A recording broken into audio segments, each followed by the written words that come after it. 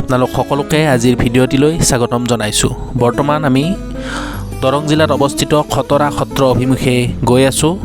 এই সত্ৰখন দৰ্শন কৰাৰ উদ্দেশ্যে এয়া আমি গৈ সত্ৰত উপস্থিত হৈছোঁ। ইয়াত আপোনালোকে দেখিব পাইছে বিভিন্ন ধূপ ধূনা চাকি বন্তি ইত্যাদি কিনিবৰ কাৰণে বিভিন্ন বিপণী ইয়াত আছে। দৰং জিলাৰ খতৰা সত্ৰই প্ৰায় 500 বছৰ ধৰি ধৰ্মীয়, আধ্যাত্মিক, সামাজিক, সাংস্কৃতিক আদি বিভিন্ন দিশত প্ৰভূত অৰিহণা যোগাই আহিছে। খতৰা সত্ৰ বিশেষভাৱে অবিভক্ত দৰং জিলাৰ লোকসকলৰ মুখে মুখে প্ৰচলিত এটি আধ্যাত্মিক অনুষ্ঠান। এই সত্ৰখন ব্ৰহ্মপুত্ৰৰ উত্তৰ পাৰৰ 15 নম্বৰ ৰাষ্ট্ৰীয় ঘাইপথত অৱস্থিত চিপাঝাৰৰ পৰা উত্তৰ পশ্চিমে প্ৰায় 13 কিলোমিটাৰ দূৰত অৱস্থিত। আনহাতে জিলা সদৰ মঙলদৈ চহৰৰ পৰা 20 কিলোমিটাৰ উত্তৰ পশ্চিম দিশত অৱস্থিত। এয়া আপোনালোকে দেখিছে বিভিন্ন ধৰ্মপ্ৰাণ ৰাইজে ইয়াত চাকি বন্তি জ্বলাইছে। এয়া সত্ৰৰ বাহিৰত এটা হনুমানৰ মূৰ্তি আছে, তাত চাকি বন্তি প্ৰজ্বলন কৰা হয়। মহাপুৰুষ শ্ৰী শ্ৰী শংকৰদেৱৰ সোহাত স্বৰূপ মহাপুৰুষ শ্ৰী শ্ৰী মাধৱদেৱৰ আদেশমতে তেখেতৰ প্ৰিয় শিষ্য গোবিন্দ আতয়ে এক শৰণ নাম ধৰ্মৰ সোৱাদ বিলাবলৈ এই অঞ্চললৈ আহি ইয়াত পদাৰ্পণ কৰে। সেই সময়ত এই ঠাইৰ বসবাসী খটজাতীয় লোকসকলৰ পৰা আতয়ে সত্ৰ স্থাপনৰ অনুমতি পোৱা নাছিল। তাৰ পিছত শ্ৰী মাধৱদেৱৰ কৌশলমতে তেখেতে এই কাৰ্যত সফলতা লাভ কৰে আৰু প্ৰথমতে 4জন সতে তেখেতৰ ওচৰত শৰণ লয়। এইদৰেই খতৰা সত্ৰৰ ভেটি স্থাপন কৰা হৈছিল। মহাৰাজ নৰনাৰায়ণৰ ৰাজত্বত 1568 খ্ৰীষ্টাব্দত এই সত্ৰ স্থাপন কৰা হয়। এয়া আপোনালোকে দেখিব পাইছে, আমি সত্ৰৰ ভিতৰ চৰাত প্ৰৱেশ কৰিছোঁ। ভাদ মাহ উপলক্ষে ইয়াত নাম প্ৰসংগ হৈ আছে আৰু বিভিন্ন ভক্তপ্ৰাণ লোকে ইয়াত উপস্থিত হৈ ভক্তি অৰ্চনা কৰি থকা দেখা পোৱা গৈছে। এয়া হৈছে সত্ৰৰ দান দক্ষিণা আগবঢ়োৱা ঠাইখিনি। ইয়াত ভক্তপ্ৰাণ ৰাইজসকলে বিভিন্ন প্ৰসাদ আগবঢ়াইছে। এয়া আপোনালোকে দেখিব পাইছে, ৰাইজসকলে নাম প্ৰসংগ শুনি আছে। ভাদমহীয়া বিশেষ প্ৰসংগ অনুষ্ঠান ইয়াত বৰ্তমান চলি আছে।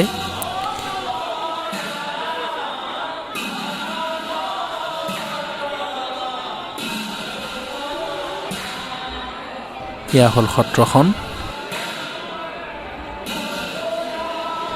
যথেষ্ট লোকৰ সমাগম আজি দেখিবলৈ পোৱা গৈছিল।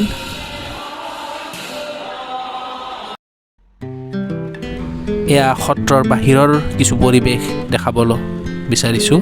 ইয়াত এটা পুখুৰী আছে। ইয়াত ৰাইজে পুখুৰীত থকা মাছবিলাকক মুড়ি জাতীয় খোৱা বস্তু দিয়ে।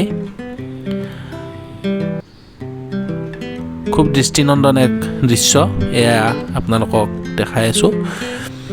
খতৰা সত্ৰ স্নাতক মহাবিদ্যালয় আপোনালোকে দেখিব পাইছে। সত্ৰখনৰ চৌহদৰ প্ৰায় ওচৰতেই এই মহাবিদ্যালয়খন অৱস্থিত। এইদৰে আমি খতৰা সত্ৰখন চাই ইয়াৰ পৰা ওলাই আহিলোঁ। এতিয়া আমি হিৰিম্বা বাথৌ মন্দিৰ বুলি এখন থান, যিটো ওদালগুৰি জিলাত অৱস্থিত, সেইখন চাবলৈ আমি আহিছোঁ।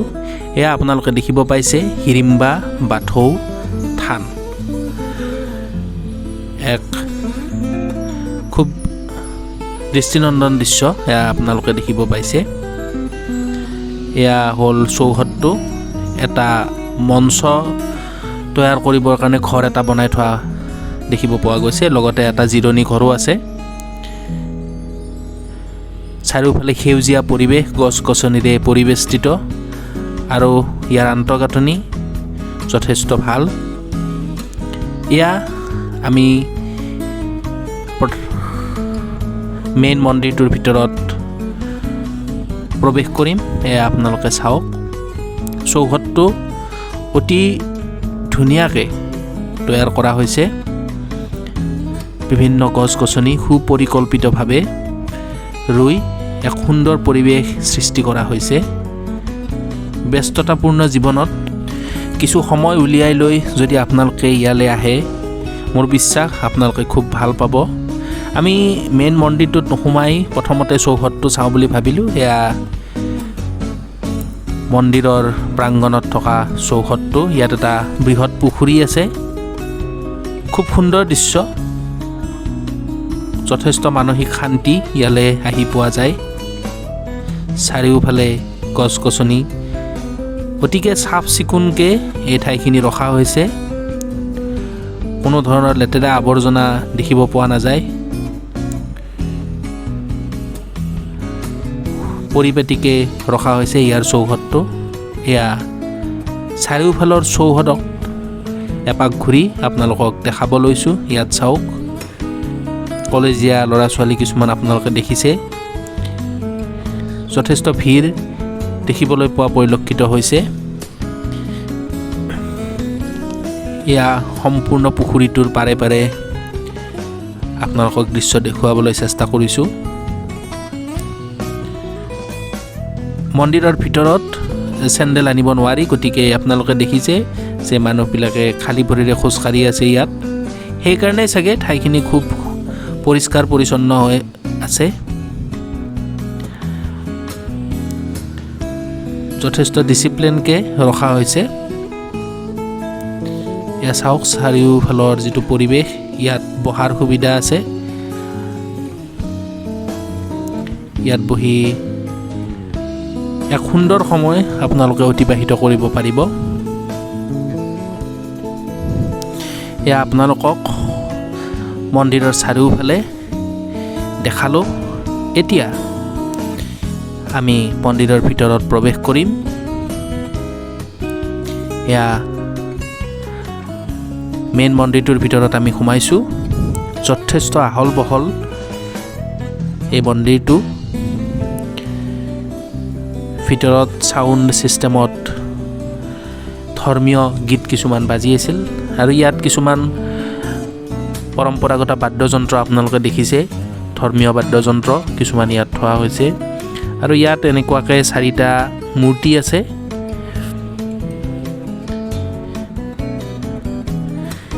এয়া মন্দিৰটো আপোনালোকক দেখাব চেষ্টা কৰিছোঁ। ইয়াতো যথেষ্ট সংখ্যক দৰ্শনাৰ্থী আছে। যথেষ্ট ডাঙৰ এক মন্দিৰৰ চৌহদ। এয়া পূজাৰীয়ে মন্ত্ৰপাঠ কৰি আছে। আপোনালোকে দেখিব পাইছে ধূপ ধূনা ইত্যাদিৰে মুখৰিত এক পৰিৱেশ। আমি এই পূজাৰীজনৰ সৈতে কিছু কথা পাতিম, এই মন্দিৰটোৰ বিষয়ে জানিবলৈ চেষ্টা চলাম। আহকচোন শুনো। হয়, এইটো মাতটো ওলাই আছে যে। হয়, আপোনাৰ নামটো জানিব বিচাৰিছিলোঁ। নমস্কাৰ। হয় হয়, আপোনাৰ নামটো? মোৰ নাম হয় বাণেশ্বৰ বড়ো। বাণেশ্বৰ বড়ো। তো আমি এইটো হিড়িম্বা থান মন্দিৰটোলৈ আহিছোঁ। তো মন্দিৰটোৰ মানে অলপ বিশেষত্বটো কওকচোন, কেতিয়া মানে বনাইছিল বা কিহৰ কাৰণে এই মন্দিৰটো ইয়াত বনোৱা হৈছে, বা অলপ মানুহ হিষ্ট্ৰীটো কৈ দিয়ক। এয়া চিনাকোনা হিড়িম্বা বাথৌ থানচালি তথা হিড়িম্বা বাথৌ মন্দিৰ। এই মন্দিৰখন 1972 চনতে ইয়াতে আমাৰ চিনাকোনা গাঁৱৰ বিশিষ্ট ধৰ্মীয় প্ৰেমী ঈশ্বৰ চন্দ্ৰ বড়োদেৱে ইয়াত 1972 চনত ধৰ্ম প্ৰতিষ্ঠা কৰিছিল। 1972 চনৰ পৰা আহি 2013 চনত আমাৰ খৈৰাবাৰী BTCৰ EM ছাৰ লুমচৰাও দৈমাৰী ছাৰে সভাপতিৰ দায়িত্বটো লৈ এই মন্দিৰখন পুনৰ মানে নিৰ্মাণ কৰিবৰ কাৰণে আপ্ৰাণ চেষ্টা কৰে। তেখেতৰ চেষ্টাত, তেখেতৰ মানে ধৰ্মৰ প্ৰাণত তেখেতে আমাৰ চুবুৰীয়া ৰাইজক লৈ এই মন্দিৰটো 2013 চনত আৰম্ভ কৰে। সুন্দৰভাৱে পৰিচালনা কৰি 2019 সম্পূৰ্ণ বনোৱা কাম শেষ কৰি লৈ 2019 28 এপ্ৰিল তাৰিখে আমাৰ হাগ্ৰামা মহিলাৰী আহি এই মন্দিৰখন উদ্বোধন কৰি দিয়া হয়। তাৰ পৰা এতিয়ালৈকে আমি এই মন্দিৰত পূজা অৰ্চনা কৰি আহিছোঁ। আমি সদূৰ দূৰৰ পৰা পাইছোঁ। এইফালে অৰুণাচল, ভূটান, নেপাল, উৰিষ্যা, ৱেষ্ট বেংগল দূৰৱতীয়া যাত্ৰী আহি ইয়াতে দৰ্শন কৰিছে। আমি যিটো সদায় আমি 300-400 দৰ্শনাৰ্থী পোৱা গৈছে। এতিয়া আমি সকলো ৰাইজক যেন ইয়াতে আমাৰ ধৰ্মৰ উৎসাহ উদ্দীপনা দি আমাক যাতে সহায় মানে কৰে বা আমাক উৎসাহ কৰে, তাৰ বাবে আমি সকলোকে মানে আমাৰ মন্দিৰ তৰফৰ পৰা আহ্বান জনাইছোঁ। হয়, আৰু এইটো মহাভাৰতৰ যিটো ভীম আছে বা হিড়িম্বা, এইটোৰ লগত কেনেকুৱা সম্পৰ্ক আছে এই ঠাইখিনিৰ বা এই মন্দিৰটোৰ? মহাভাৰতৰ ভীমৰ লগত সম্পৰ্ক আছে নেকি?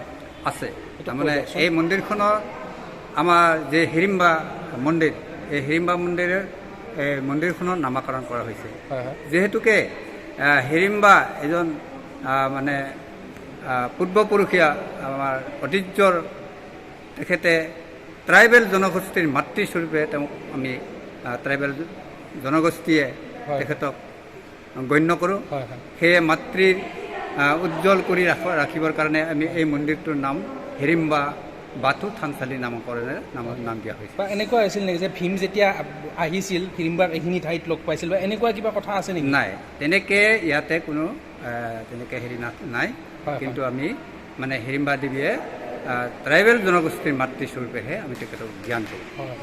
আৰু অকণমান সিজু গছজোপাৰ বিষয়ে অকণমান ক'ব নেকি, মানে কেনেকুৱা? সিজু গছটো আমাৰ ধৰ্মৰ প্ৰতীক। হয় হয়। এই বাথু শব্দটো হৈছে বা মানে পাঁচ, থু মানে গভীৰ তত্ত্ব, পাঁচটা গভীৰ তত্ত্ব, মাটি পানী বায়ু তাপ আকাশ, সেই পাঁচটা গভীৰ তত্ত্বক যিজন সৃষ্টি কৰিছিল সেই সৃষ্টিকৰ্তা ঈশ্বৰজনকে আমি বুঢ়াই বাথু বুলি কোৱা হয়। আৰু আমাৰ সিজু গছ, এই সিজু গছ আমাৰ প্ৰতীক। ইয়াতে সিজু গছৰ গোটেই গাটোত তাৰমানে পাঁচটা কৰি ক্ষীৰ আছে।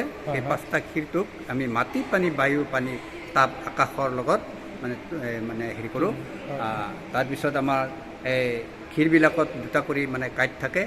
সেই কাঁইটবিলাক আমি মানে সৃষ্টি ৰাজ্যত যে পুৰুষ আৰু প্ৰকৃতি থাকে ইয়াক আমি ইয়াত তুলনা কৰোঁ। হয় হয়।